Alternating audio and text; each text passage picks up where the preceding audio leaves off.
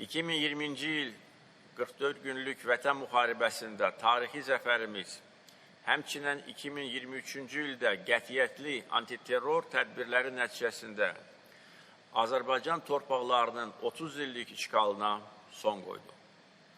Bununla da ölkəmizin ərazi bütövlüyü və əzəli torpaqlarımız üzərində suverenliyi bərpa olundu. Bu tarixi nailiyyət yalnız Azərbaycanın milli iradəsinin və əzmkar mübarizəsinin təntənəsi deyil.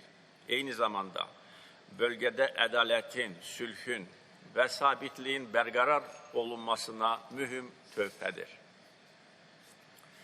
2 ay əvvəl Vaşinqtonda, Ağ Evdə Azərbaycanla Ermənistan arasında sülh sazişinin paraflanması Cənubi Qafqazı sülh məkanına çevirəcək.